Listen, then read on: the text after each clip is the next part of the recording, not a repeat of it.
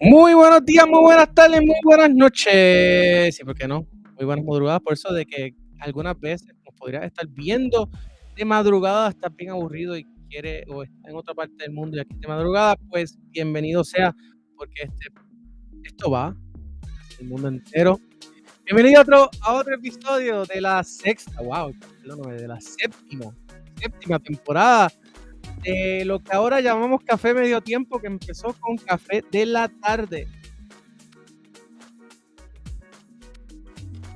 Espero que les guste el nuevo branding, gracias al siempre habilidoso Iván Méndez, que no sé qué le pasó aquí a la música. Yo la escucho, pero bueno, mientras está ahí en el background. Bueno, gente, empiecen a dejar sus comentarios, déjenos saber dónde están, Hoy tenemos hoy empezamos ya desde el principio con un invitado especial,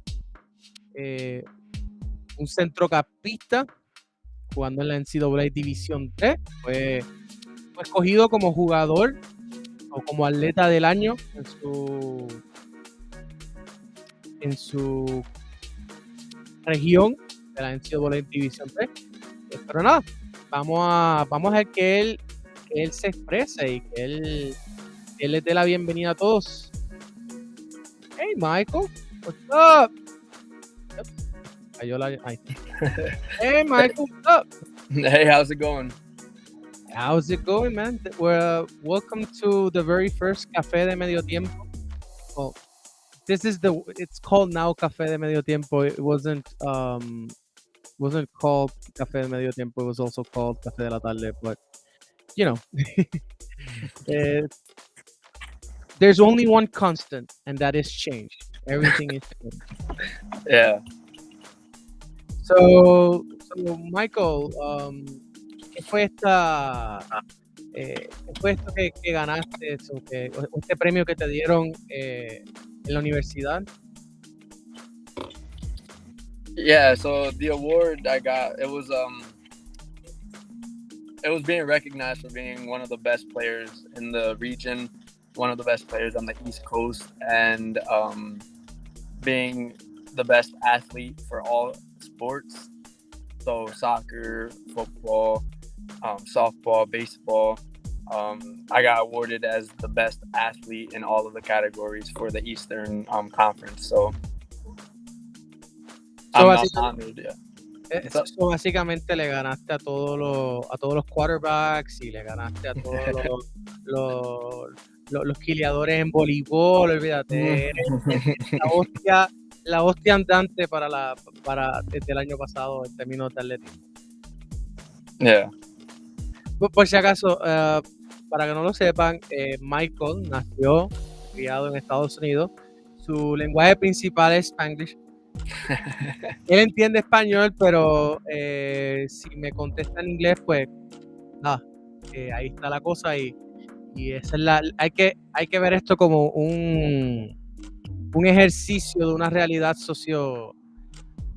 socioeconómica o sociopolítica que existe, donde hay más puertorriqueños viviendo en los Estados Unidos que en la misma isla, así que nada, si la mayoría de ustedes, los puertorriqueños allá, pues hablan inglés. Digamos que la mayoría de los puertorriqueños ya hablan inglés. Solamente acá en la isla es que la mayoría habla español solamente, pero eso son por razones políticas que no tienen nada que ver con el tema del día de hoy, pero simplemente son hechos que ocurren. Así que nada, para que lo sepan. Bueno, Michael, háblanos. ¿Qué para ti ha sido esa experiencia de criarte en Estados Unidos con estas raíces puertorriqueñas y tener desarrollarte como futbolista allá en los Estados? Yeah. So over here, I grew up playing in Hartford, Connecticut, in the city of Hartford, and my father, my dad, he actually made a premier program, and we competed as a small club against nationally ranked teams, some of the best teams in the whole United States. And over here in the United States, everything's pay to play. So players like myself, players who also were in Hartford, Puerto Ricans, Peruvians, Colombians, all these other kids who didn't have money, we all pretty much essentially made a team, and we competed against the very best. That Hartford Hellions team, we ended up being nationally ranked 47, which is the highest for any Connecticut team in my division. And this is out of over 4,000 teams in the United States. And, I grew up playing with Hartford soccer. My dad was my coach my entire career. And that's how I got into college soccer, with that opportunity, being exposed through the tournaments, beating nationally ranked teams, regionally ranked teams. Yeah, I wouldn't change it for anything. I love the Hartford community, all Hartford soccer, and without them, I wouldn't have had this success. ¿Cómo crees que hubiese cambiado tu desarrollo si tú hubieses comenzado tu carrera como jugador de soccer aquí en la isla?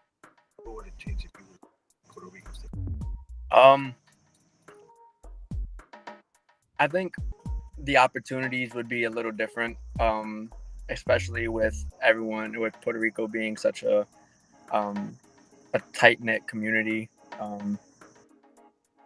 Finding the way to get into college soccer would be probably a little more difficult, but being able to create something like how my dad did here in Connecticut, being able to create something in youth soccer early in Puerto Rico would be something huge. And maybe this wave of soccer that's coming forth for Puerto Rico, which is exciting, could have happened sooner maybe, or we can get the exposure at an earlier age with the youth team over there and the national team and get recognition on a first-hand basis instead of trying to connect through like the social platforms and such. Okay. You mentioned the national teams. Have you had any communications with Daniel Siletti, who is the current manager of the national teams? Because at least from what we know, most of the recruitment is going on in the States. Does not happen in Puerto Rico. The majority of the recruitment, at least. Yeah, of course. And it's being done through video profiles. So, ¿ha habido esa conexión, esas comunicaciones ya con el profesor Siletti? Yeah, no, not yet. So I still have one more semester of college soccer.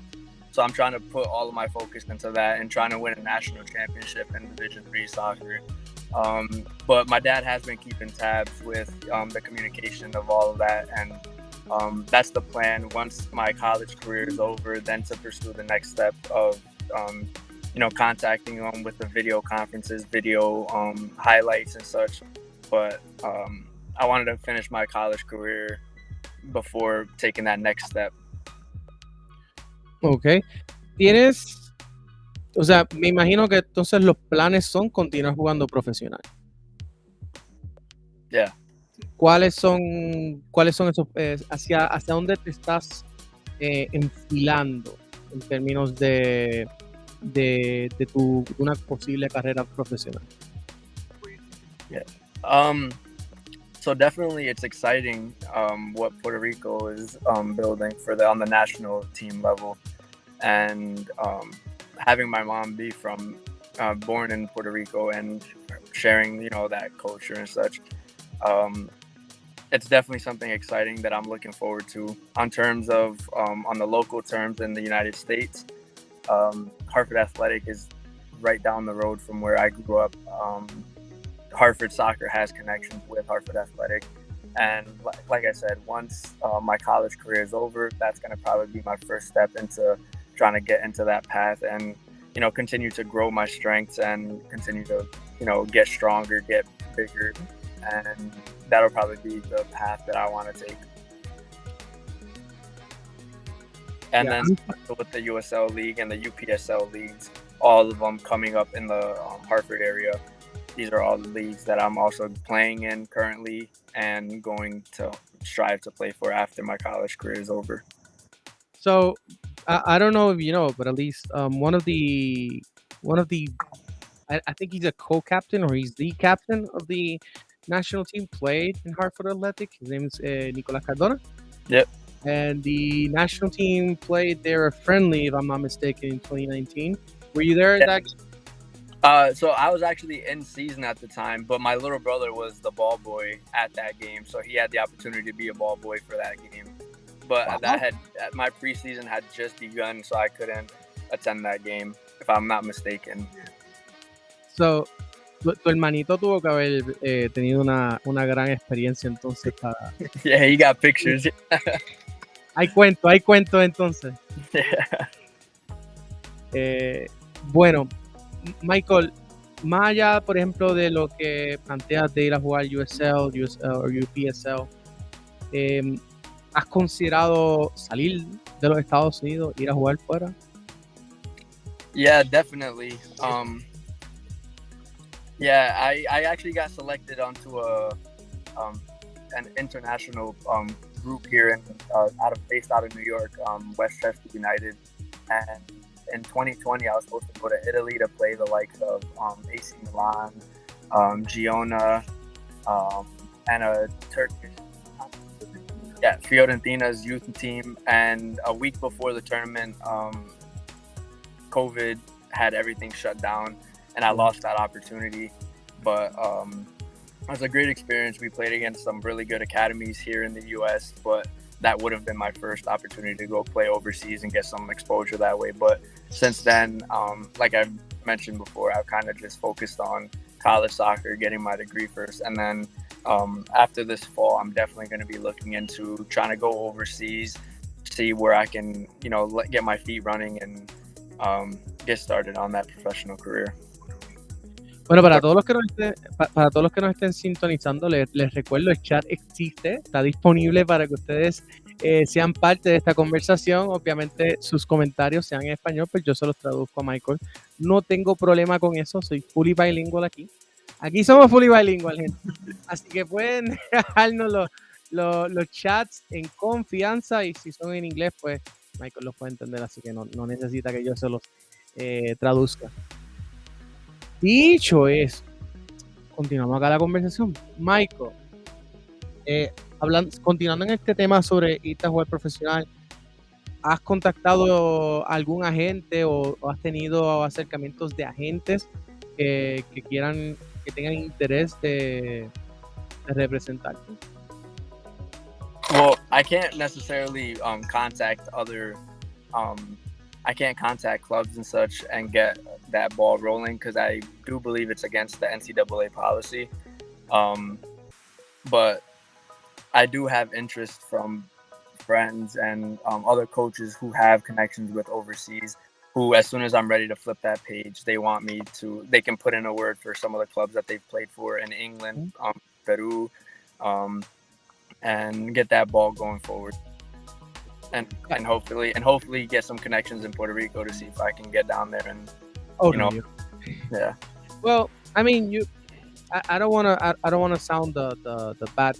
I don't want to sound like I'm bashing Puerto Rico, but if you are expecting to come play here for any type of salary opportunity, you won't. Yeah.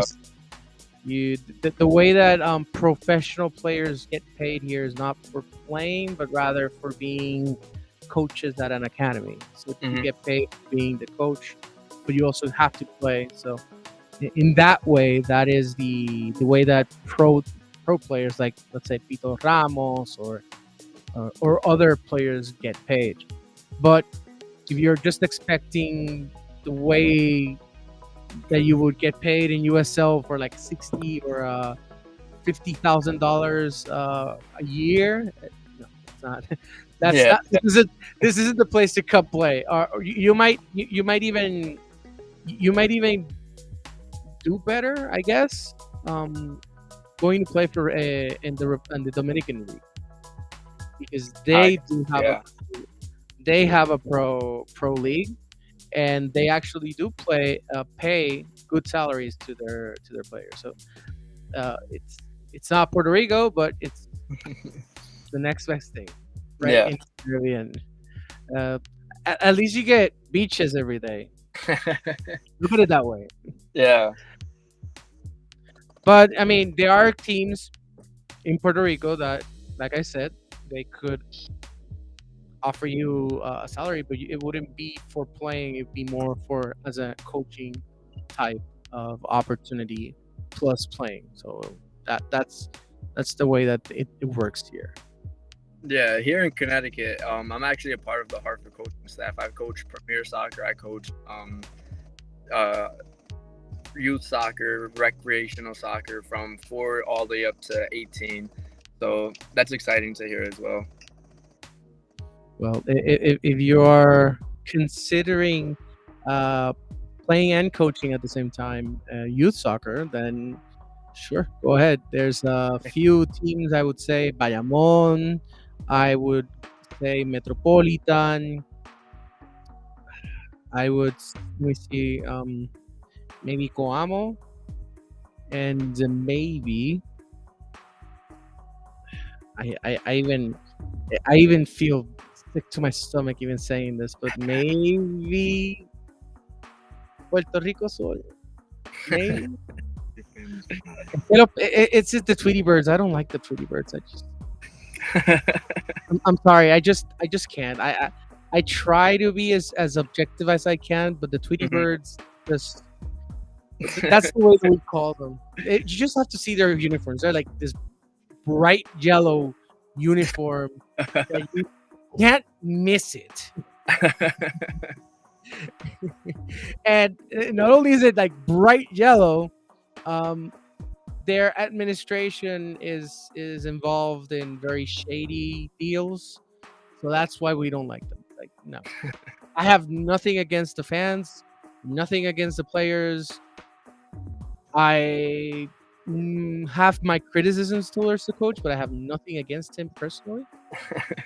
But the club ownership is just, I mean, I just I have my convictions, and I cannot just let them aside for everything. In this case, I cannot. It's just when you're using public funds, you have to be a steward of those public funds. And for me, they're not. No lo hacen bien. No usan bien esos fondos. Nada, Michael. ¿Qué te ha parecido la llegada de Messi a la MLS? It's huge. It's huge for MLS soccer. Huge for like some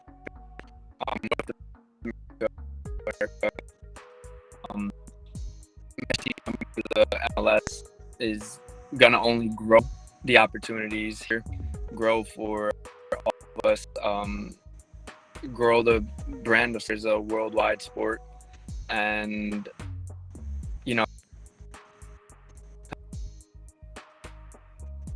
Sí, estoy aquí. We're here. You're coming. I think you're. There's a bit of lag. Hello. At least from what I can see, aquí. Hello. Yes, we're here. Try to leave and come back. Bueno, parece que estamos teniendo problemas de conectividad con Michael. Vamos a ver si lo podemos aquí. Hello. Hello. Yeah, I think we lost you. Yes, you were lagging out. So Messi, MLS. Yeah, it's huge for the game in the United States. It's huge for the game for all of us. It's only gonna grow the brand in the United States. Soccer may not be number one in America right now. However, with this, it's only bringing more attention, bringing more opportunities. His upbringing, the way he came about, it's only inspiring the youth, which will only grow the youth soccer. And maybe some changes can be made to make it more equitable, make it more fair for all players and stuff. Hopefully with the Messi, we get to go out and just enjoy, his still greatness, and hope that change can come. Yes. So here's my question: do you think that any team having Messi in their at least in the MLS, when we're talking about MLS, do you consider it a cheat code?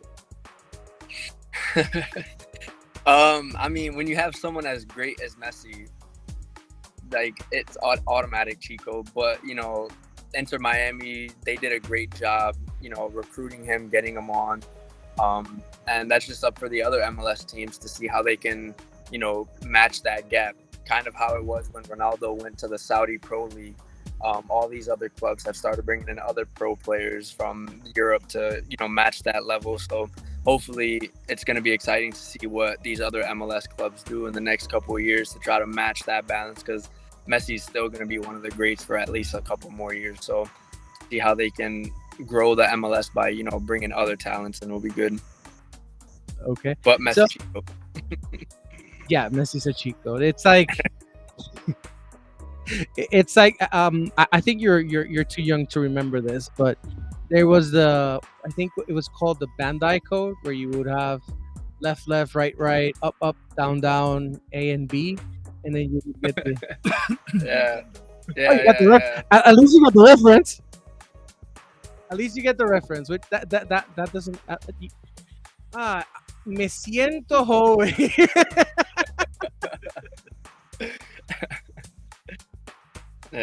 Me siento joven, por lo menos. Ya no me siento tan viejo.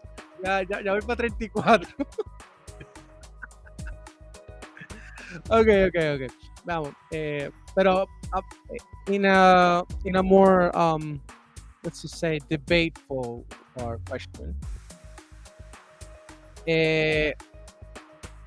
Who do you think is, to be honest, the greatest of all time in terms of Messi or Pele? So you can say I'm a little biased, there's that always the recency bias. I love Messi. I watched Barcelona forever.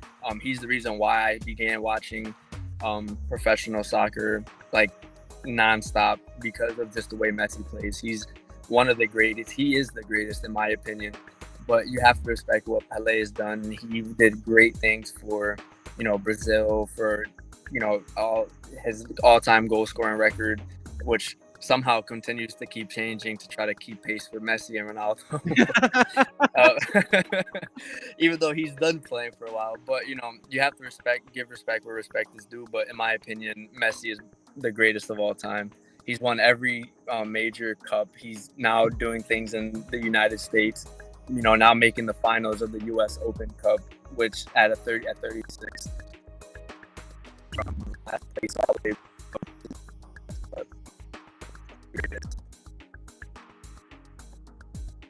So, Michael, estás lagueando un poco. Ahí, creo que ya te regresamos. ¿Vieron anoche el juego entre Inter Miami y Cincinnati?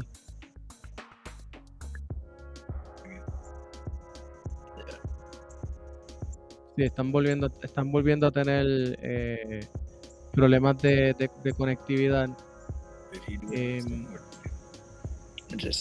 No, yo sigo aquí. Yo lo estoy escuchando. Ay, Dios. Vamos a ver aquí. Hola. Ahí está. Que no. ¿Me escuchan bien? Yeah. Ok. ¿Vieron anoche el juego entre Cincinnati y el Inter Miami? Mm-hmm. You guys watched the Inter Miami Cincinnati game? Yeah, that just proves to me Messi's a cheat code. Yeah. Yeah. He's I don't know. He sees the game a way that nobody else can see it. Like the passes he makes, puts it right on, Campana's head, right inside the box, right on his feet inside the box. It's just, he's a cheat code. Yeah. I was reading, I think it was an article, or a quote. It was a quote from Guardiola that explained why Messi walks in the field. People criticize Messi for walking, but apparently Guardiola explains that the reason why he walks is to analyze the game from behind to forward. So when Messi starts an action, he already knows where everybody in the field is. So he knows where to pass, or he knows where to get the pass. So yes, I think he has this way of looking at the game that is just not normal for majority of the players. Yeah. So listen, I'm gonna go to me voy a ir a la pausa. It's a short break. No, we'll come back, continue talking with Michael Torres, and yeah, but when we come back, we're gonna talk national team. We're gonna go in depth into national team. So I will put you here for a minute. There you go. Bueno, mi gente, estamos en el break. Estamos ya en el medio tiempo del el café de medio tiempo. Y le quiero dar las gracias a nuestros patrocinadores, comenzando con el Metropolitan Football Academy. Pueden comunicarse con ellos al 787-407-2123. Recuerden que ya la nueva temporada del Metropolitan Football Academy ha comenzado, y si usted tiene un hijo, una hija, un hermano, una hermana, un sobrinito, como lo tengo yo, bueno, yo tengo 2 sobrinas y un sobrino, pueden comunicarse, pueden llevarla allá al reparto metropolitano, y entonces allí con mucho gusto los pueden llevar. Yo llevé a mi sobrinita el semestre pasado, ya al final, y los trataron súper bien, y no es porque soy yo, ¿okay? No es porque soy yo. Nada, de verdad que la pasó muy bien, y esperamos que ella pueda incorporarse ahora en este semestre. Así que ya saben, lleven a sus familiares, si están en el área metropolitana, una de las mejores academias para aprender a jugar fútbol en el área metropolitana. Vamos entonces para el próximo patrocinador. Le damos las gracias también a nuestros amigos de Laboratorio Clínico Sagrada Familia. Llevo un par de meses que no, ya como este break me tiene mal, me he olvidado, ya me lo sabía antes. El horario de lunes a viernes de 5 de la mañana a 4 y media de la tarde, el sábado a las 6 de la mañana a la 1 de la tarde. Visitan hogares, centros de envejecientes, instituciones educativas y empresas, resultado del mismo día. Recuerden llamar al 787-487-4700, 787-847-8425 o al 787-344-9801. Están ubicados en la carretera 149 del sector Tierra Santa en Villalba. Siempre me quedo sin él. También le queremos dar las gracias a la gente buena del Barca Academy Puerto Rico, que finalmente ya tienen una sede espectacular, así que vayan por allá, busquen sus redes sociales, están en la descripción allá abajo. Tuvieron una excelente campaña este mes de julio con su campus en San Juan, y esperamos que en diciembre van a volver a tener su campus navideño. Y finalmente le queremos dar las gracias a Combine Sports Americas por su apoyo aquí en el Café del Medio Tiempo. Si están buscando una beca universitaria, si quieren ir a jugar en una universidad como la de Michael Torres, comunícate con Combine Sports, porque ellos sí te van a ayudar a conseguir, te van a ayudar en todo el proceso, a conseguir la beca, te van a ayudar en la gestión del video perfil. Que, by the way, si necesitan video perfil para Combine, hablen con nosotros se lo hacemos. Pero dicho eso, pueden también bregar con el asunto. Están buscando para irse a estudiar afuera, estudiar en Estados Unidos, comunícate con la gente buena de Combine Sports Américas, o en este caso Combine Sports Puerto Rico. Y finalmente le queremos dar las gracias a Oscars Barber Sport, la barbería oficial de fútbol boricua. Pueden comunicarse al 787-282-0744. Están ubicados en la avenida Américo Miranda, así que si necesitas un recorte, no como el mío, porque pues aparentemente yo soy el que se roba a Woody.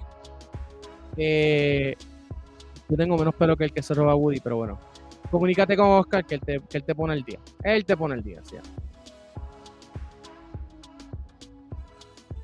Y ahora regresamos acá con Michael. Hola Michael, regresamos. We're back.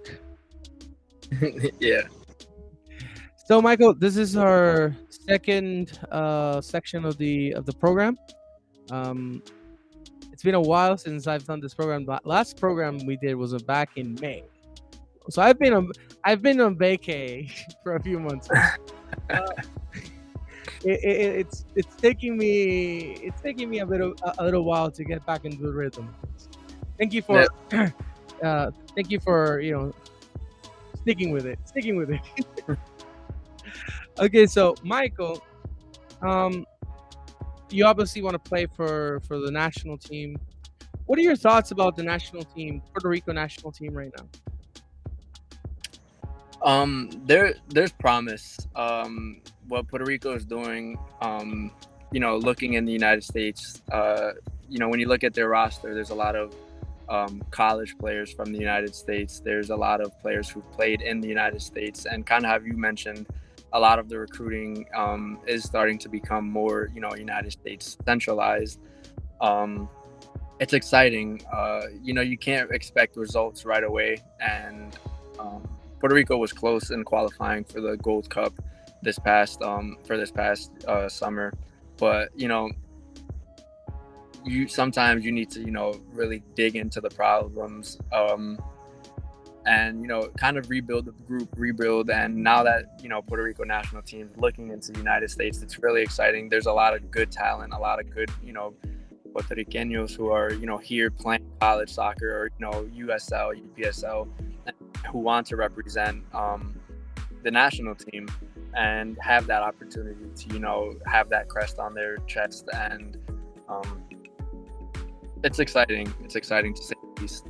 So for somebody that was born in the States, as yourself, what does it mean to be given the opportunity to represent an island that you have never lived in, and whose culture may vary a bit when it comes to Puerto Rican or the diaspora culture? How does that? Why is that important for you, or why is that significant for you? Yeah, so it's hard to be to try to say that oh, I'm a Puerto Rican when I was born here in the United States. It's hard to say that I'm Peruvian when I'm here, but the one thing that I say is my parents, my dad's from my mom's from Peru. She has family in Naranjito. And at the end of the day, it's all about making them proud. And if I'm able to represent my mom in a way, she sacrificed a lot for me. My dad has sacrificed a lot. And, as you said, the culture doesn't dissipate. It's, you culturally assimilate to where you are, but, the Puerto Rican culture is always going to be with you. My mom's always cooking, I'm always going to family parties. I have family here. So, just being able to represent, what my mom stands for, and the upbringing that we have. Although I was born here in the United States, it's always a dream to be able to give back and kind of make your parents proud in that way, and as well as make yourself proud, or myself proud, and be able to represent that. Okay. What do you think is missing from the national team right now? Aside from you, of course. Aside from you. That was going to be my first joke. But, as we mentioned a little bit before, the only thing that really needs to be done besides, a couple missing pieces is, just chemistry. It's hard, when you're pulling people from every which direction, which a lot of these, a lot of countries are doing. Just getting talented players who played at high levels and know how to compete and want to compete, and at the end of the day fight for the badge. That's important for Puerto Rico, especially that they're now on the up and on the rise. Finding these talents in the United States is, it's important, and just having the right mindset, the right style, and just being able to develop that. And yeah. So you mentioned mindset. What do you think is the correct mindset that the Puerto Rican national team should have? Yeah. Well, I can think of as early as yesterday. You just have to be coachable. I was at the Hartford Athletic game yesterday afternoon, and without getting too much in depth on that, some of their players are, all yelling at each other. The coaches, you can see them, you can hear them on the sideline, coaching them, telling them what to do. They're sent back to drop off into space, using the goalkeeper. But, the center backs sometimes that they just have the mindset that they know all and that's the end all be all. However, having the mindset that this is a national team, we're all being in this together, having the discipline to, make choices as a team. It's not a one-man show. And, not every team can be a, Messi-centered team where Messi's the star of the show. Most teams, like my premier team, everyone had their job, everyone did their job. And, that's something that Puerto Rico, can really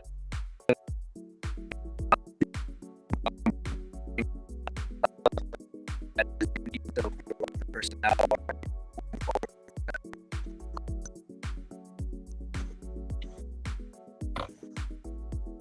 Hello. Yes, you're lagging. Your cell phone's lagging again. I can see the stripes. Your internet is coming and going. So Yeah, sorry.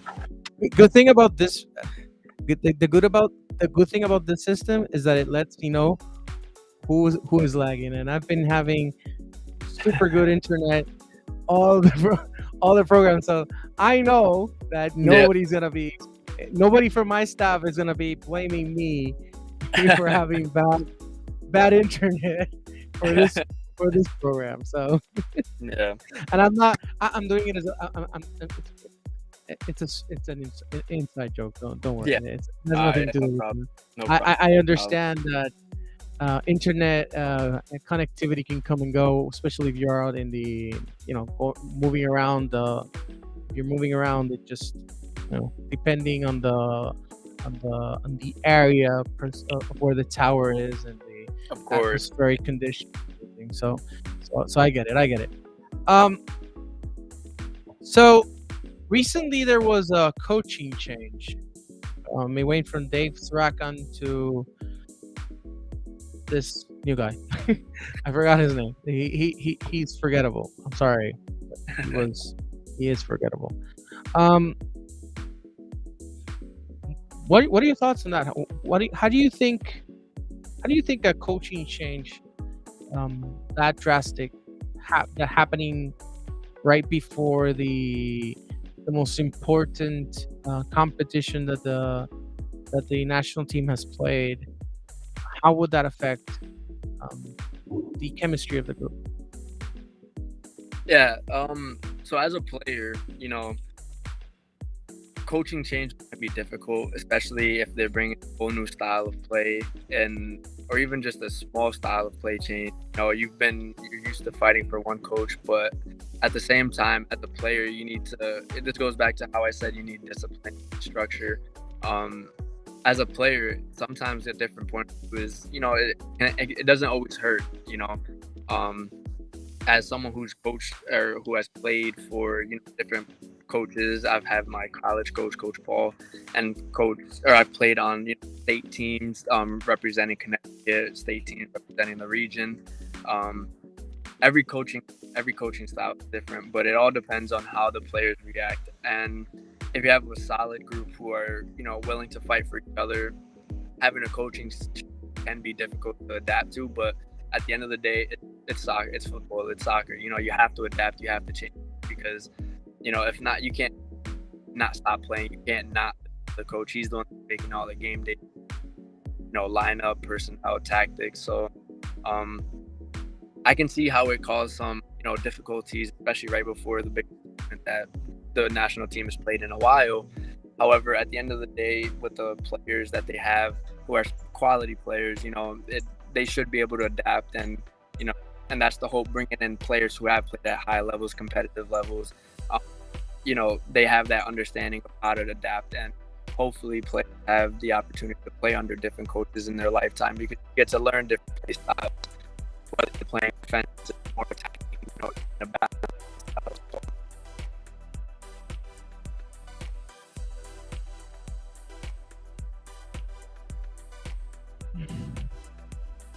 So we're the lagging issues came back a little while there. Can you repeat those last 15 seconds?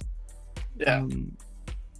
Yeah, so I was pretty much rounding out that statement with, bringing in competitive players, bringing in players who have played at high levels, hopefully had the opportunity to play under different coaches who have different play styles, so that at the end of the day, whoever the coaching staff may be, whether you're playing a defensive style, more balanced style, or an all-out attacking style, you have that base knowledge. And at the end of the day, the coaching staff makes the decisions, and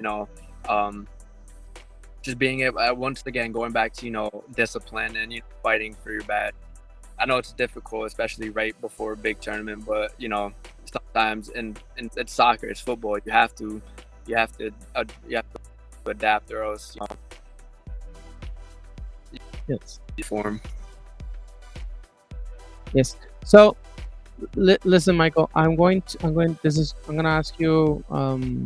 This is going to be the last question I'm going to make. What do you think is the most important aspect a player must have to be successful? Definitely, I said it once and I'll probably say it again. It's definitely discipline. That can go into every aspect of playing soccer. Having discipline off the pitch, how you take care of your body. Discipline on the field. How do you make decisions? How do you react to decisions? If you make a mistake, how do you react? And that's all comes down to discipline. Are you coachable? How have you been coached? Or can you react under pressure? All that comes from training. And you can be the greatest player but have a poor attitude, and you'll just get left behind because it's a team sport. So as a player, discipline is huge. Mm-hmm. Well, so Michael, that's going to be the end of the the interview as a whole. But you're obviously in preseason right now. When does your season start? How can those people or those fans that are interested in following you, how can they do it? Yeah. So our first league game starts September 1st. We have a preseason game, our last preseason game this Sunday, but all games are streamed through our website, usjbluejays.com. And if you go straight to the men's soccer page, I can send a link over it, and that way it can be publicized like that. But usjbluejays.com brings us straight to the USJ Athletics page, and all the games are streamed through there. Super. So this is what we want to do. We're going to be following your. We want to be able to follow your season this semester, and hopefully, if you do a great goal, we can nominate you for the goal of the week. Awesome.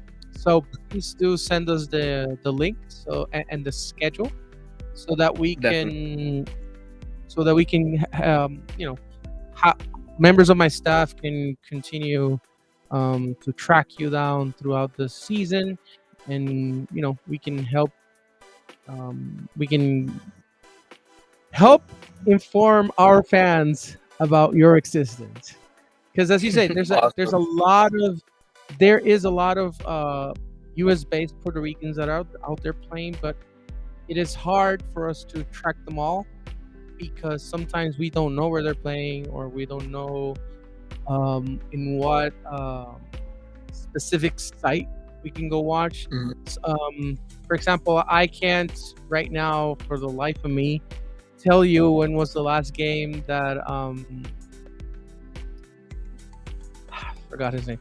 That Zarek Valentine played, because I refuse to play Apple Plus. So I'm not gonna listen. I'm not gonna pay. I'm sorry. I'm not gonna pay $100 for this. I am not willing to pay $100 for the season pass. That's just me. Yeah, no, I agree.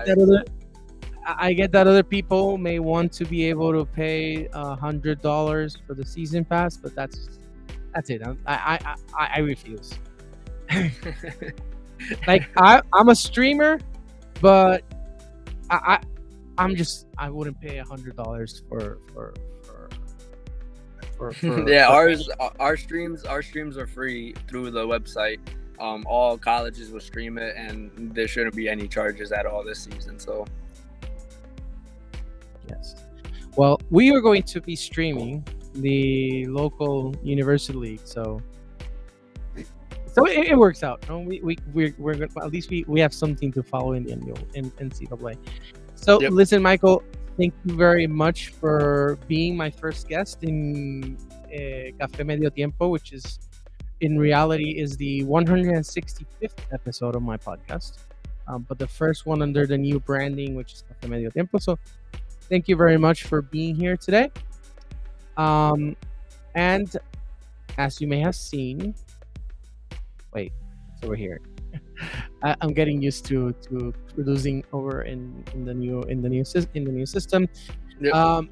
You can all follow me in Instagram, in Twitter, and in Threads as at Jusino A, o me pueden seguir en las redes de Instagram, la red social que se llamaba Twitter, y Threads como @Jusino A.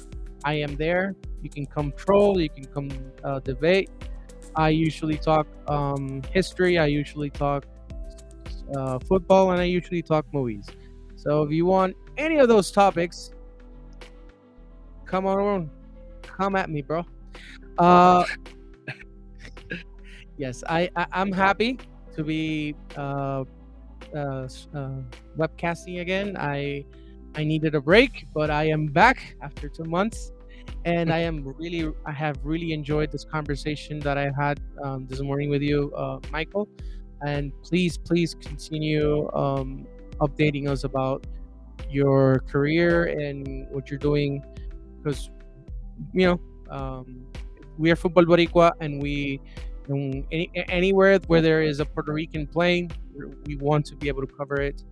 Our resources may be limited, but we try our best to follow everybody that has Puerto Rican blood and is playing soccer. So thank you for being here. Thank you for being my guest today. And as I always say, las puertas del café o los micrófonos del café de medio tiempo están abiertos para ti cuando quieras volver. Dicho eso, le doy las gracias a todos los que nos han sintonizado durante la tarde de hoy. Hoy fue estreno de este nuevo formato del Café del Medio Tiempo con nuevo nombre. Antes era el Café de la Tarde, ahora el Café del Medio Tiempo. Gracias a todos por estar con nosotros y nos vemos la semana que viene con otra entrevista.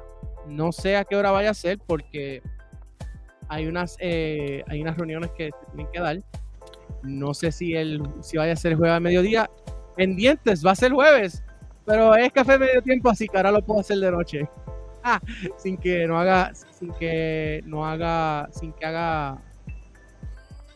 no deje de tener sentido el nombre.